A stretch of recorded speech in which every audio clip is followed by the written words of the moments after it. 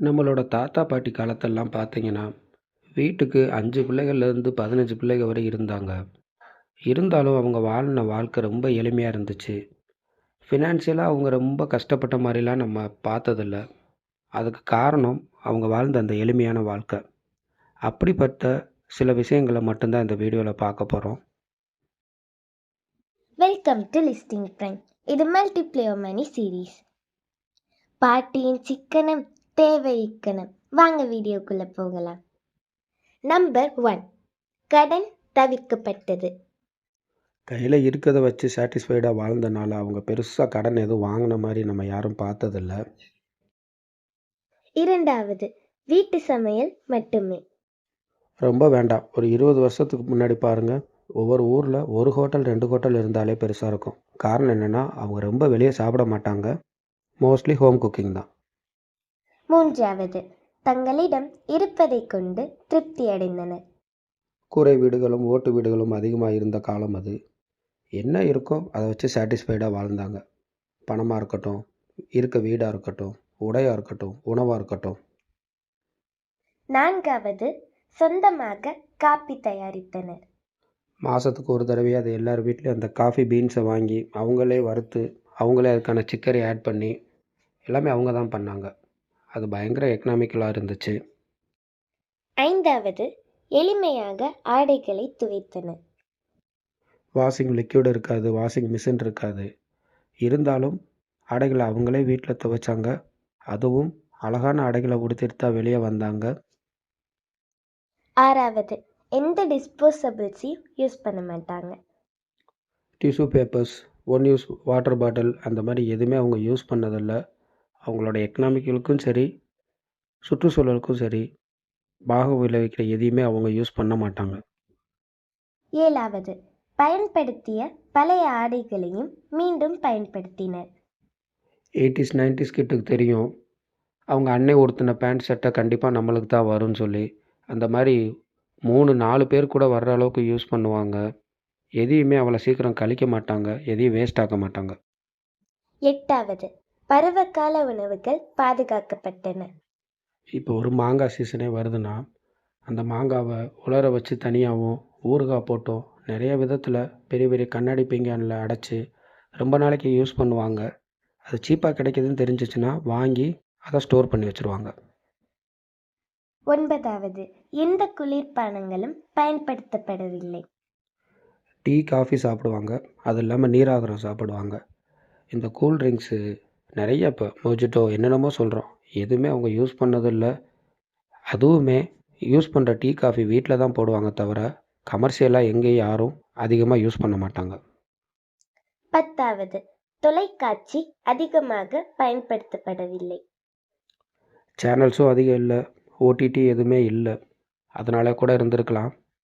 ஒருவேளை அப்படி எல்லாம் இருந்திருந்தாலும், அவங்க அதிகமா பார்த்துருப்பாங்களா அப்படிங்கிறது தெரியல. சில குறிப்பிட்ட டயத்துல குறிப்பிட்ட டைம் மட்டும் தான் டிவிக்குன்னு ஸ்பெண்ட் பண்ணுவாங்க. மத்த நேரம்லாம் வீட்ல திண்ணையில உட்காந்து பேசுவாங்களே தவிர, இந்த மாரி டைம் வேஸ்ட் பண்ண மாட்டாங்க. 11வது, காய்கறிகள் உணவில் அதிகமாக சேர்க்கப்பட்டன. நான்வெஜ்லாம் ரொம்ப அதிகமா எடுத்துக்க மாட்டாங்க. மந்த்லி ஒன்ஸ் இல்ல ஃபங்க்ஷன் அந்த மாரி தான். இவ்வளோ எதுக்கு? இட்லி, தோசையே வந்து ஒரு ஃபங்ஷனல் ஃபுட் தான். ஏதாவது ஒரு நல்ல ஃபங்க்ஷனோ, ஒரு நல்ல நாள் அன்னைக்கு மட்டும் தான் யூஸ் பண்ணியிருந்திருக்காங்க. ஸ்நாக்ஸ் வீட்டிலே செய்யப்பட்டன. ஃப்ரெஞ்ச் ஃப்ரைஸ் கிடையாது, பர்கர் கிடையாது, பீஸா கிடையாது. எல்லாமே வீட்ல செய்ற ஸ்நாக்ஸ் தான். மோஸ்ட்லி பார்த்தீங்கன்னா, இந்த வறுத்த கடலைகள் இந்த மாரி ஆரோக்கியமா தான் சாப்பிட்டுருக்காங்க. அடுத்ததா, அனைத்து பொருட்களையும் மீண்டும் பயன்படுத்தினர். பால்ல கலந்து குடிக்கிற சத்து பானம்னு முந்தி ஒண்ணே ஒண்ணு தான் வரும். கண்ணாடி பாட்டில்ல மூடி போட்டிருக்கும். எல்லார் வீட்லேயும் அந்த கண்ணாடி பாட்டில்ல தான் மொளகாத்தூள், மல்லித்தூள் எல்லாமே இருக்கும். எதையுமே தனியா விலை கொடுத்து வாங்க மாட்டாங்க. ஒரு அட்டைப்பெட்டியோ, ஒரு கண்ணாடி பாட்டிலோ எது வந்தாலும் பத்திரமா பாதுகாக்கப்படும். இவ்வளோ எதுக்கு? குவார்ட்டர் பாட்டிலில் தான் முந்தி பாதி வீட்டில் மண்ணெண்ணெய் விளக்கே இருக்கும். நைட்டில் வந்து கரண்ட் இல்லைன்னா விளக்கு போடுறது குவார்ட்டர் பாட்டிலில் மண்ணெண்ணெயை ஊற்றி அதைத்தான் யூஸ் பண்ணுவாங்க. அடுத்ததாக, பொருட்கள் மொத்தமாக கொள்முதல் செய்யப்பட்டன. நம்மள நிறைய பேருக்கு ஞாபகம் இருக்கும். அரிசிலாம் நம்மள மாதிரி 25 கிலோ 10 கிலோ மூடலாம் வாங்க மாட்டாங்க. பெரிய பெரிய மூடை 90 கிலோ மூடை இருக்கும். அதில் 10, 20 வாங்கி வீட்டில் ஸ்டோர் பண்ணி வச்சுருவாங்க. எதுக்காகனா பல்காக வாங்குறப்ப விலை கம்மியாக கிடைக்கும். புக்ஸ் படிக்கிற பழக்கம் எல்லாருக்குமே இருந்துச்சு. ஆனால் அந்த புக்ஸை வந்து செலவு பண்ணி வாங்கி படிக்க மாட்டாங்க. நூலகங்கள் இப்போயே எல்லா ஊர்லேயும் நூலகங்கள் இருக்குது. இருக்க நூலகங்களை நல்லபடியாக பயன்படுத்துவாங்க. நிறைய பேர் பார்த்தீங்கன்னா இந்த டைமிங் 4 மணி கரெக்டாக அந்த நூலகத்தில் இருப்பாங்கன்னு சொல்கிற அளவுக்கு நூலகத்தை யூஸ் பண்ணிக்கிட்டு இருந்தாங்க. அடுத்ததாக வீட்டிலேயே உடற்பயிற்சி செஞ்சாங்க. அதில் இன்னொரு விஷயம் என்னென்னா, அது உடற்பயிற்சின்னு தெரியாமே செஞ்சுருப்பாங்க. காலையில் எந்திரிச்ச உடனே ஒரு குறிப்பிட்ட தூரம் நடந்து போவாங்க. அங்கே போய் நண்பர்களை பார்ப்பாங்க. எங்கே போனாலும் மோஸ்ட்லி சைக்கிள், நடை தான்.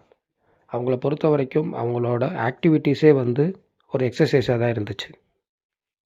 இயற்கை வைத்தியம் பயன்படுத்தப்பட்டது. சும்மா ஹாஸ்பிட்டல்லாம் போகவே மாட்டாங்க. சளி பொறுக்குனா பனங்கற்கண்டு அந்த மாதிரி நிறைய அவங்களுக்கே கை வைத்தியம் வச்சுருப்பாங்க. அந்த கை வைத்தியம்லாம் கேட்கலன்னா மட்டும்தான் ஹாஸ்பிட்டல் போகிறது. அடுத்ததா ஈஸி என்டர்டெயின்மெண்ட்ஸ். குழந்தைகள் விளையாடுறதுக்கு பெருசாக கேஜெட்ஸோ இல்லை பார்க்ஸோ எதுவுமே தேவைப்பட்டதில்லை. தெருவில் தான் விளையாடுவாங்க.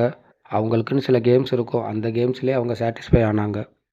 பெரியவங்களை எடுத்துக்கிட்டால் ரொம்ப பெருசாக என்டர்டெயின்மெண்ட்டுக்குன்னு எதுவும் செலவு பண்ண மாட்டாங்க. வீட்டில் உட்காந்து பக்கத்து வீட்டுக்காரங்களோட பேசுகிறது, இந்த மாதிரி இதிலே டைம் பாஸ் பண்ணாங்க. எப்பயுமே வந்து என்டர்டெயின்மெண்ட்டுக்குன்னு பெருசாக எந்த செலவுகளும் செய்ய மாட்டாங்க. ஆடைகள் வெயிலில் உலர்த்தப்பட்டன. தனியாக கிளாத் ட்ரையர் அந்த மாதிரி எந்த ஒரு கேஜெட்ஸுமே அவங்களுக்கு தேவையில்லை. எதுக்காக இந்த பாயிண்ட்டை மெயினாக சொல்கிறோம்னா, வெளியே டைரக்ட் சன்லைட்டில் போடும்போது அது ஒரு ஆன்டிபயோட்டிக், அதில் வந்து கிருமிகள் இருக்காது அப்படின்னு அவங்க நம்பினனால மோஸ்ட்லி பார்த்தீங்கன்னா, அதுவும் மெயினாக அந்த சின்ன குழந்தைகளோட துணி, கர்ப்பிணிகளோட துணி இது எல்லாமே வந்து வெயிலில் தான் உலர்த்துவாங்க. அடுத்ததாக வீட்டிலேயே துணியெல்லாம் தைச்சாங்க. தையல் மிஷின் இல்லாத வீடு இருக்காது. அட்லீஸ்ட் ஒரு தெருவில் ஒரு 4 தையல் மிஷினாக அது இருக்கும். அவங்களோட கிழிந்த ஆடைகளோ சரி எதுனாலும் அவங்களே தைத்து யூஸ் பண்ணிக்கிட்டு இருந்தாங்க. கிஃப்ட்ஸ் எல்லாமே மோஸ்ட்லி ஹோம்மேடாக தான் இருக்கும். நிறைய பேருக்கு ஞாபகம் இருக்கும். வயர் கூடை, ஸ்வெட்டர் இது எல்லாமே அவங்களே பின்னுவாங்க. அதுதான் மோஸ்ட்லி கிஃப்ட்ஸாக கொடுக்கப்படும். பெருசாக கடைகளில் போய் ஒரு gift வாங்கிலாம் கொடுக்க மாட்டாங்க. எதுவுமே முடியலைனாலும் வீட்டில் கொஞ்சம் ஸ்வீட்டு காரம் செஞ்சுட்டு போய் அதைத்தான் கிஃப்டாக கொடுத்தாங்க தவிர அதுக்குன்னு ரொம்ப ஸ்பெண்ட் பண்ண மாட்டாங்க. பப்ளிக் டிரான்ஸ்போர்ட் தான் அதிகமாக யூஸ் பண்ணாங்க. பஸ்ஸில் தான் அதிகமாக போவாங்க.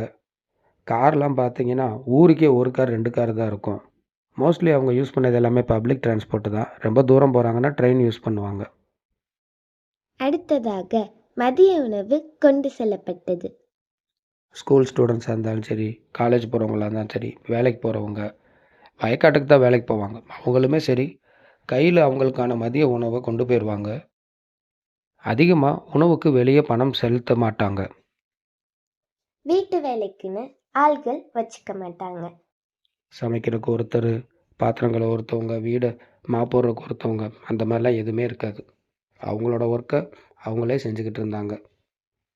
லாஸ்ட் பட் நாட் லீஸ்ட்னு சொல்கிற மாதிரி கணக்கு வழக்கு எழுதுனாங்க. பெருசாக படிப்பறிவு இல்லைனாலும் அவங்களுக்கான ஒரு லெஜர் மெயின்டைன் பண்ணுவாங்க. செலவு எவ்வளவு, வரவு எவ்வளவு எல்லாமே டாக்குமெண்ட் பண்ணுவாங்க. அதை ரிவ்யூ பண்ணியும் பார்ப்பாங்க.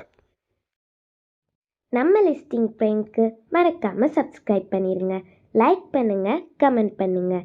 மறக்காமல் உங்கள் ஃப்ரெண்ட்ஸ் அண்ட் ஃபேமிலி மெம்பர்ஸ்க்கு ஷேர் பண்ணுங்கள். தேங்க்ஸ் ஃபார் வாட்சிங்.